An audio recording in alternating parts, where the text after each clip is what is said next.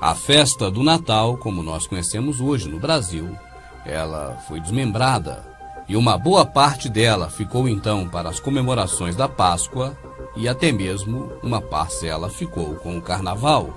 A Saturnália, na verdade, é o Carnaval que nós conhecemos hoje. As homenagens a Saturno.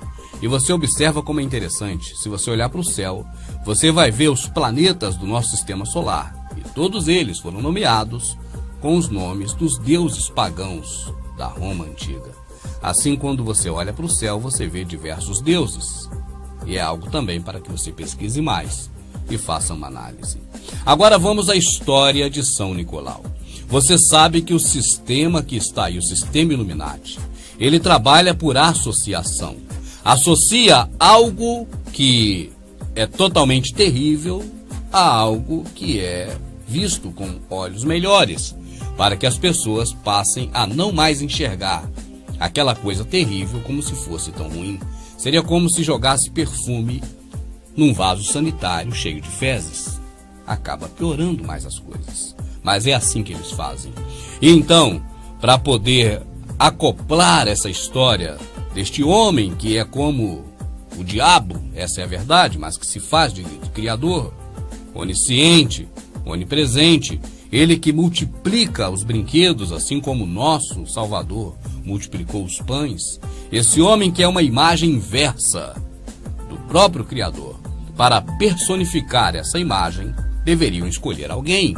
E agora tinha um homem que estava numa situação difícil e poderia vir a calhar, associar a figura deste homem que existe à figura deste bom velhinho, que de bom velhinho nunca teve nada e na verdade também nunca existiu. O que ocorria é que aquele bispo do catolicismo tinha um hábito que hoje se torna até comum entre os padres, a pedofilia. E ele gostava demais de ver as meninas se exibindo e pagava altas somas para que as garotas se exibissem para ele. E assim, quando alguém descobria que, na verdade, Nicolau era um maníaco sexual, um voyeur, ele deveria então agora calar a boca dessas pessoas, também dando dinheiro. E essa é a fama que correu em toda a sua cidade. E o catolicismo estava a ponto de cair em descrédito.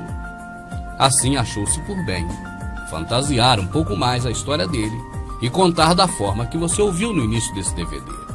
Mas a verdade é que os vitrais das catedrais antigas narram a história verdadeira.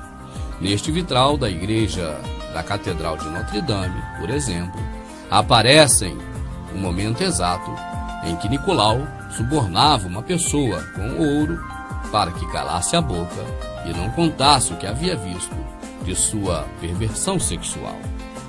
E o pervertido Nicolau acabou entrando para a história como um homem muito bondoso e caridoso, o que na verdade era um bispo católico que gostava de observar as meninas e principalmente examinar as suas genitálias. O termo popular hoje, exame de Papa Nicolau, não veio diretamente de São Nicolau, mas tem a ver com ele, porque na Grécia nasceu um médico chamado Jorge Nicolas, e a palavra Nicolas é o mesmo que Nicolau para nós. E esse Jorge Nicolas se tornou no início do século XX um grande médico e ele se especializou na área de ginecologia.